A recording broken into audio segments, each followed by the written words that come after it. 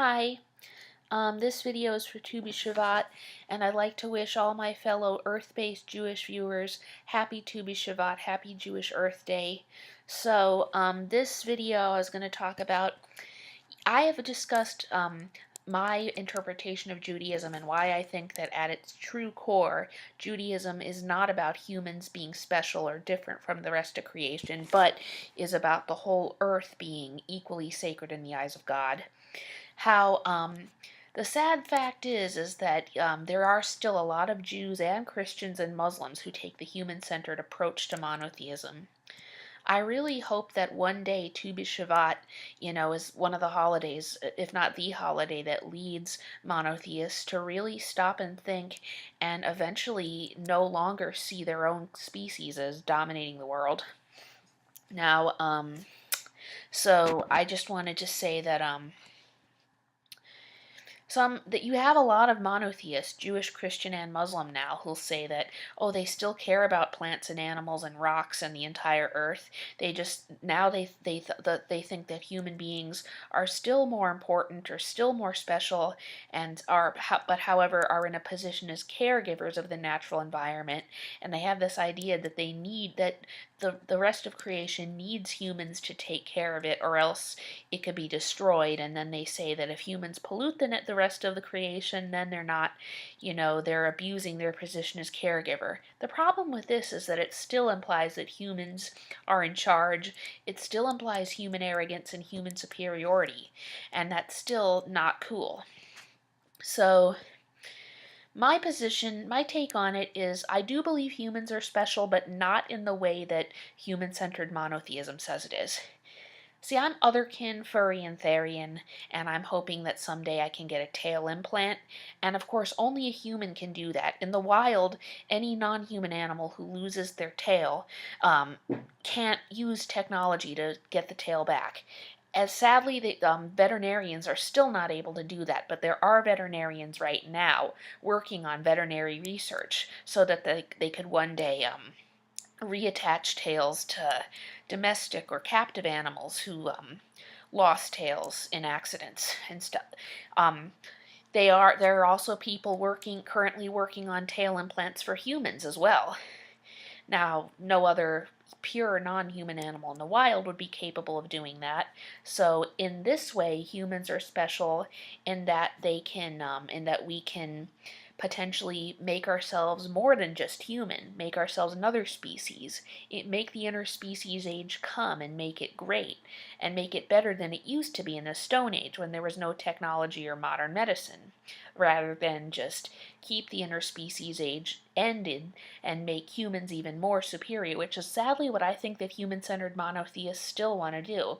Yes, they may have shifted their explanation of it over from humans can do what they want to nature to humans are caregivers of nature, and if nature is neglected, then humans have not done their position as caregivers. But that also implies that the rest of creation needs humans to take care of it. Now, I say yes and no, and my reasoning for that is that human beings have really destroyed and hurt the environment right now. So by now, the environmental damage that humans have done is so massive that, humans need to step up and really do what we can to clean up the mess. I know I say they because even though I'm technically human, I'm a human-animal hybrid, so I often say they not because I don't know that I'm human, but to differentiate myself from pure humans, which the definitions I have for species-affiliated souls would be pure humans, pure non-humans, and hybrids, and I'm a hybrid, obviously. So, yeah, when I say pure non-humans, that's what I mean by calling humans they. So, yeah, so at the same time, the old interspecies age when humans and other animals spoke, back in the Stone Age, it was great. There was that equality, but there was also lack of medicine, lack of technology, lack of agriculture, and lack of all those things that, don't just make, life less violent and more equal, because that's another way in which humans say that they're special and different from the animals, which is bad, but it also, makes it so that human non-human hybridization is possible, that those of us with different gender and species identities can get, potentially get more surgery to be more like who we are. It helps people with previously or permanent injuries or illnesses to get cured, and ones that are still not curable will probably be cured in the future because of that. So, yeah, so what happened is that when like I said, the first humans to really think that they were better than the rest of creation weren't in fact Jews or Christians or Muslims. They were the Sumerians and the Mediterranean and Middle Eastern civilizations that preceded biblical times and were going on during biblical times. And at that time were just as human-centered as a lot of the Jews, Christians, and Muslims were. And sometimes there were Jews, Christians, and Muslims who were less human-centered than the pagan civilized people, as I've mentioned about that before in my previous videos. So, it was the civilized people of the Middle East and Mediterranean who basically ended the interspecies age. I have this theory that perhaps the autistic otherkin and therians and furries were actually the ones who created high technology and could have made the interspecies age better by keeping it the interspecies age between humans and other animals, and then using their knowledge of technology to create human-animal hybridization technology, gender and species reassignments, much better medicine, much quicker. But I'm wondering if the civilized people when it was still technically the Stone Age in Mesopotamia, laughed at us and said, "Oh, that technology is stupid. Just accept what you don't have and live life as you want to, as live life as God intended for you. And if you lose a leg or a hand, tough it out. That's what God wants you to deal with, the hand that you've been dealt or the hand that's been cut off."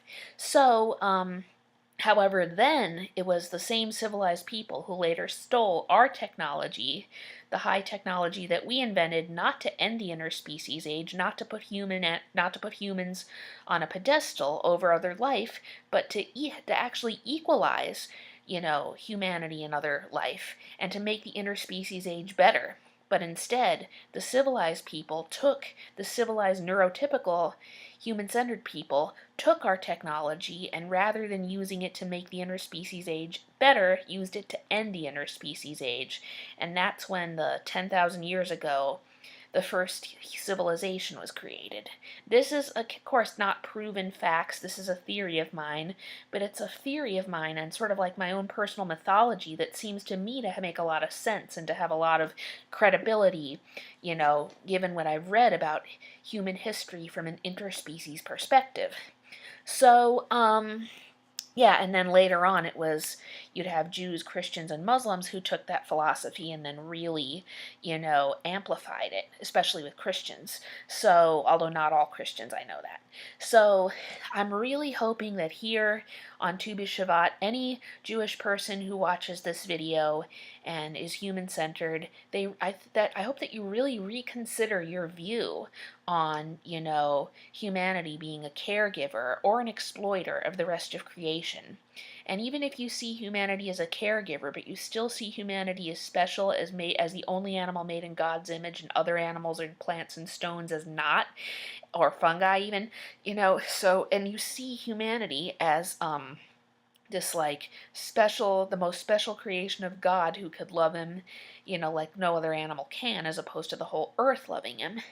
I really ask that you reconsider that, So this Tu B'Shavat, also I want all my viewers who are Jewish, Christian, or Muslim, furries, therian, and otherkin, or anybody with an earth-centered, not human-centered view of monotheism, to really, watch this video and help, this Tu B'Shavat, help use activism possibly to help make all monotheism less human-centered and more about the interspecies age.